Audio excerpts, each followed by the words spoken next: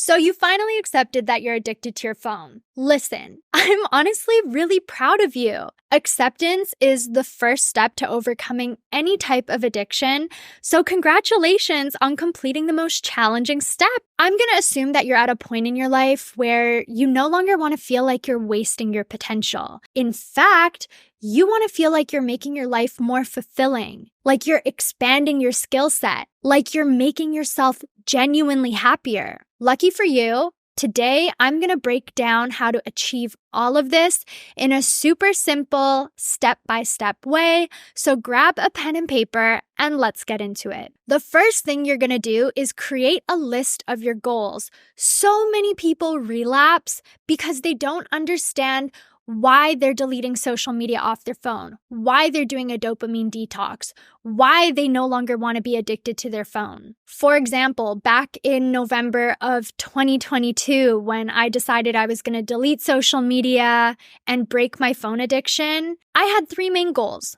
The first goal was I wanted to make genuine friends. I didn't want my friendships to feel surface level anymore. The second goal was I wanted to be more present. And the third goal was I wanted to expand my skill set. So once you understand why you're doing your detox in the first place, you're then ready to create a step-by-step plan on how you're going to achieve each of your goals. So under each of your goals, you're going to write down a bullet point list on the steps you're going to take in order to achieve your main goal. You want to make each bullet point super duper easy to achieve. If you've ever read the book Atomic Habits, it talks about just that. It's the small things that will inevitably get you to the big goal that you set for yourself. And before you even realize it, you will have achieved it. So let me put this into perspective for you guys. My big goal was I wanted to make genuine friendships. Okay, how was I going to achieve that? So step 1 for me was accepting that I was going to lose a lot of the friends that I would have. The next step was I was going to have to face my fear of loneliness. Okay, so once I accepted those 2 things, I was now ready to move on to the next thing. And that was then deleting social media. Then the next step for me was, okay, learning how to be okay in my own company. The next step, understanding what types of friendships I wanted to attract into my life. Okay, the next step, where do I have to place myself in order to meet these people that I want to be friends with?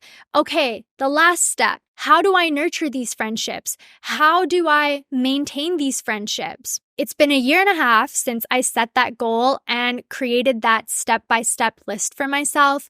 And I can confidently say that I have achieved that goal. I have made so many genuine friends, and I'm really proud of myself for sticking to my detox and my step-by-step plan and my goal. So once you've created that list, you're going to get a calendar, okay? And you're going to put it on your wall and you're going to write down the day you start your social media detox, your dopamine detox, and you're going to write down the day you plan on ending your detox. Make it realistic, make it reasonable. You want to look at it and be like, oh, I'm 100% going to complete that. If you make it too daunting or too intimidating, you're not going to stick to your detox and you're going to relapse. For some of you guys, it may look like 24 hours. Maybe you're going to do it for just the weekend. Maybe you're going to do it for just a week. I promise you, I did that as well. The first dopamine detox I did was only 3 days, and I achieved that. And once I did, I realized how much I benefited from just 3 days. So then I expanded it. Then I did 5 months. And after I did 5 months, okay, I did 1.5 years. So baby steps, okay? Select a reasonable time frame that gives you enough time to see the benefits of a detox, but isn't too intimidating that makes you want to give up and go back to your old habit of being on your phone or being on social media. Okay, so the part you've all been waiting for. It's time to delete these apps. You are going to delete every single entertainment app off your phone, and that includes Duolingo. Everything that feels like a game needs to be off of your phone because all of these things are giving you hits of dopamine without you even realizing it, and it's drawing you back into turning on your phone and mindlessly scrolling and using it. So for some apps, there comes preparation before deleting it. And I know that sounds silly, but when you're addicted to these apps, when you feel like your friendships depend on these apps, it is so important that you prepare yourself before deleting them. So for example, I went through some preparation with Instagram. Okay, before I deleted the Instagram app, I made sure to unfollow every single account that was making me feel negatively. So I unfollowed all types of Instagram models, celebrities, even people that I knew from my high school or university that I wasn't friends with, I never talked to. They actually didn't make me feel good. They actually bullied me. Anyways, I unfollowed all of these people, and then I took a hard look at the people I was still following. And I reflected and thought to myself, which of these individuals do I feel like I'll continue to remain in contact with after deleting social media? So once I figured out who those individuals were, I went ahead and messaged them and just explained to them that I was detoxing from social media so they didn't think that I was going through some sort of mental health crisis or that I was cutting them out of my life. And then I changed my bio to something that would just inform other people of where I've gone and what they had to do in order to reach out to me. So I wrote, social media was making me anxious, so I deleted it. Text me if you need to reach me. Spoiler alert, it's been a year and a half since I wrote that and deleted the app, and no one's texted me. So once I did all of that, I deleted Instagram, and I didn't feel a need or a pull to go back onto the platform. So I'm going to quickly touch on this. But acceptance, that was step one, right? We gotta accept the worst case scenario sometimes. And for me, losing friendships was the worst case scenario, and that is what happened. But listen, just because it was the worst case scenario doesn't mean that it was life-threatening or was the end of the world. I was a little lonely and I felt a little bit isolated, but I was okay. All of the people that I was in a group chat with where we would send memes to each other, I lost touch with them. They didn't reach out to me. I didn't reach out to them. There was no beef, no confrontations. Our friendship just fizzled out. Without having this group chat to catch up with messages on or send all of these memes or watch all of these memes that were being sent to me, I had a lot more time to spend with myself. I had time to get to know myself. I had time to understand the way that I thought, the way that I handled situations, the way I'd communicate with other people, the way I saw myself. And this was honestly super transformative. At first, it was uncomfortable, but over time, I started to look forward to spending time to myself. And it was a little bit surreal for me to realize that a lot of the people I was staying in touch with equated my worth to a number. They saw me as another follower, another like, another comment. They didn't see me as someone who was worth maintaining and nurturing a relationship with. They didn't see me as someone they could be vulnerable with or open up to. They didn't see me as someone who they could create new memories with.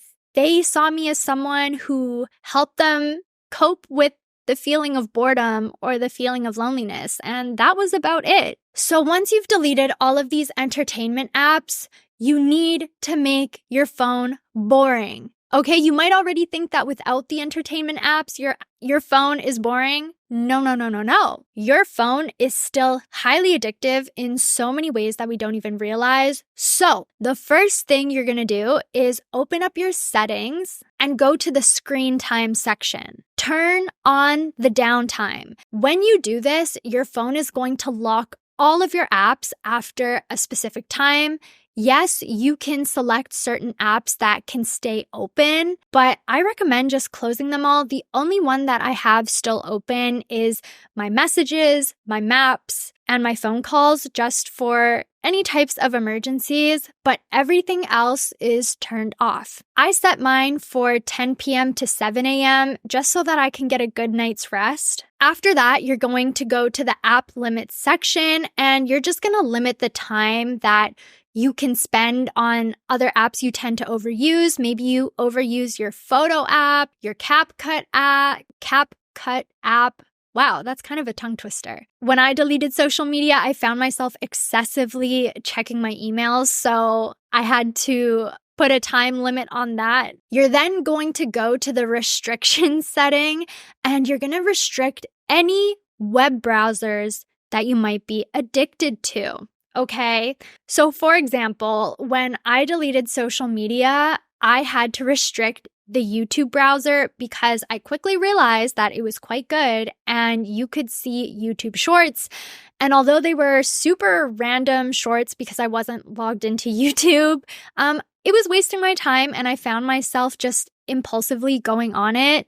And it wasn't benefiting me in any way, and it was actually counterintuitive to my social media detox. So I had to restrict that, and since I've done that, I haven't gone on the YouTube browser at all since then. You're also going to go to your focus settings, and you're just going to create these personalized do not disturb settings to help you be focused in all of these different scenarios. So I have one for personal time, work time, bedtime, driving, all that stuff. So figure out which scenarios you tend to use your phone, where you don't want to use your phone, and customize it to your preferences and your liking. And the last thing you're going to do to make your phone extra boring is turning on the grayscale filter. So you just have to go to the color filter section in your settings and turn on grayscale. And I have my phone on grayscale right now, and essentially it just makes your phone black and white. And I love this because the colors on your phone and the bright lights are highly addictive, and they actually give you hits of dopamine, and it just makes you want to continuously go on your phone. Okay, so your phone is super boring now. You don't have these social media apps. You're not even going on your phone. This is when you're probably going to experience withdrawal symptoms. Don't get scared. I promise it's not as scary as it sounds. I'm going to walk you through what the most common withdrawal symptoms are, so you're not scared when you experience them. So the most common withdrawal symptoms when it comes to detoxing from your phone or from social media is that you start to feel anxious or stressed, very antsy, or restless. And I've concluded that the reason why we feel this way is because when we start to feel anxious or stressed or restless, we instinctively go on our phones and start scrolling to numb our brains to this uncomfortable feeling. So these were things we were already feeling, but we had this crutch that was accessible to us at our fingertips, which was helping us avoid these feelings. Guess what? When you avoid feelings, they snowball. They get bigger and bigger and bigger until you cannot avoid them anymore. How long have you spent avoiding these uncomfortable feelings? For me, it was a few years, okay? I was excessively using social media, and that was definitely preventing me from facing my anxieties and my fears and the things that would stress me out and all that stuff.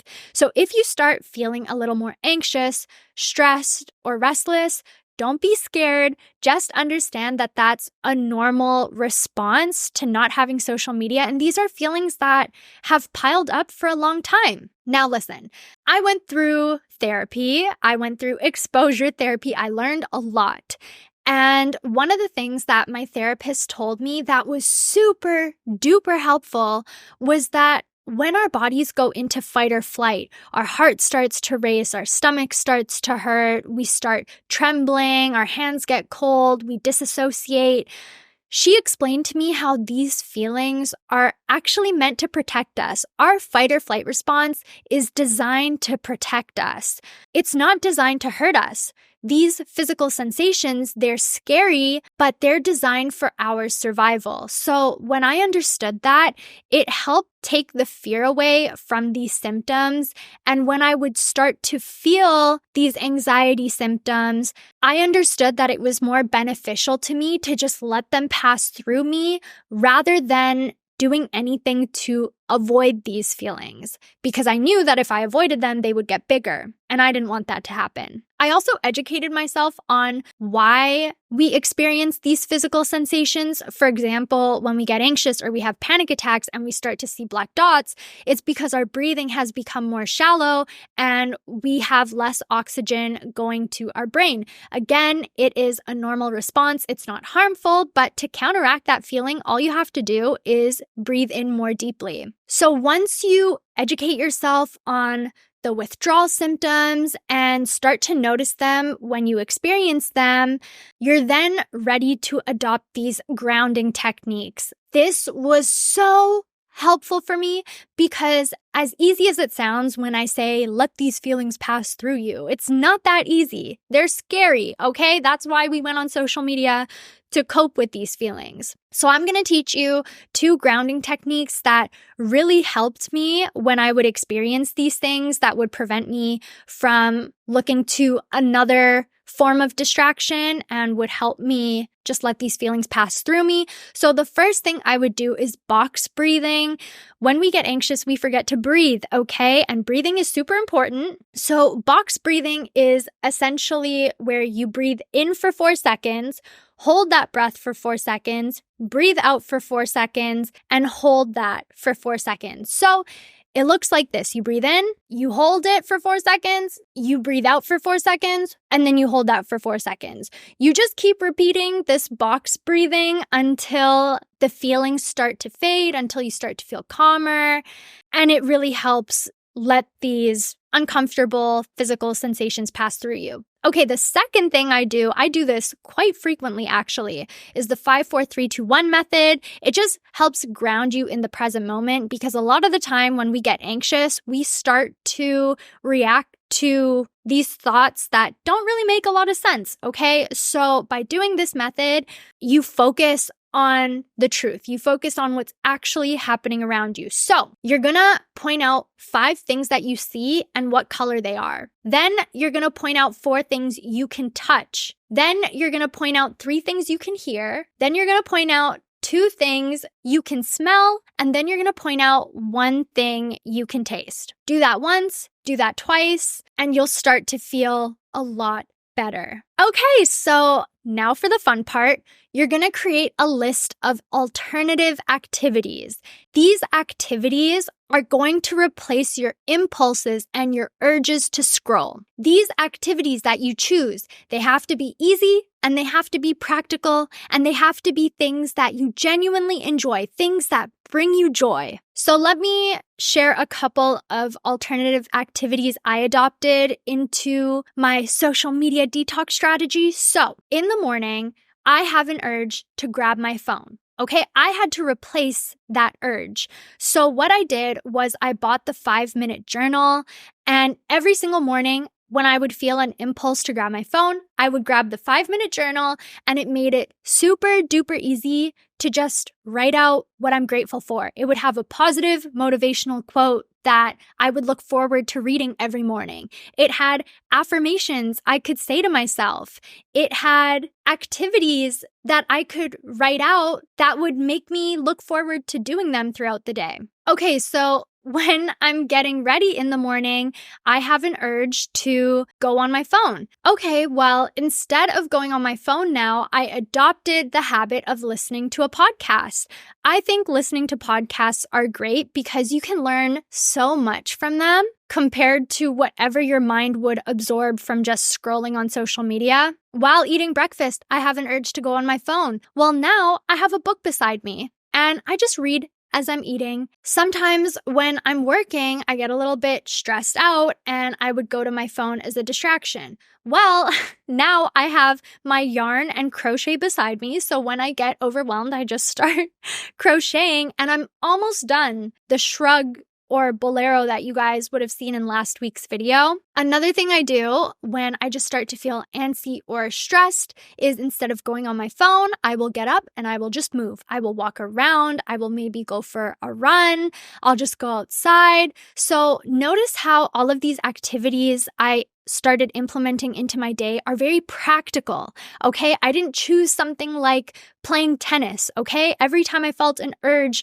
to scroll on my phone, I wouldn't say to myself, okay, I'm gonna go play tennis now. That's too hard. I wouldn't do it, okay? So I chose things that were accessible to me that I could do right away. So figure out what activities you can do and write them down. So the last step to overcoming your phone addiction is keeping track of your accomplishments. Whether it be on your calendar or a journal, you need to take note of the changes that you've noticed, the ways in which you've transformed, things that you've accomplished. It is so easy to overlook your transformation. Okay? And all of your achievements, no matter how big or how small, are worth acknowledging and celebrating because it is so hard to overcome any type of addiction, okay? And it's so important that you celebrate yourself. When you take note of these things, it will encourage you to keep going because you'll see these things that you've accomplished and you'll think, wow,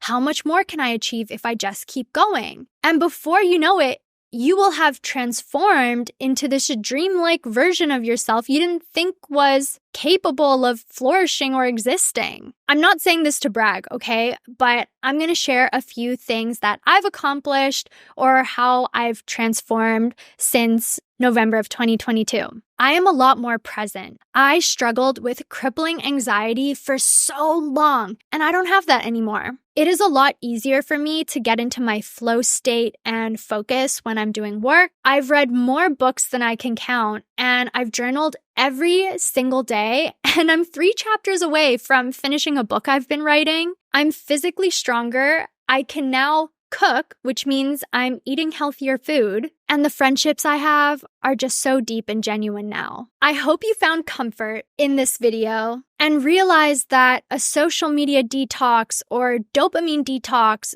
is more about gaining rather than sacrificing. Your phone has made you sacrifice so many opportunities to grow and to learn and make new friends. It's prevented you from getting to know yourself. I hope my advice gave you the confidence to unplug from all of these social media apps and your phone so that you can now embrace a fulfilling life in the real world. If you want a handbook of all of this advice, I compiled it into a short and sweet 12-page PDF guide, and that is linked down below. So I highly recommend you check that out. I cannot wait to hear about your social media detox success story in the comments.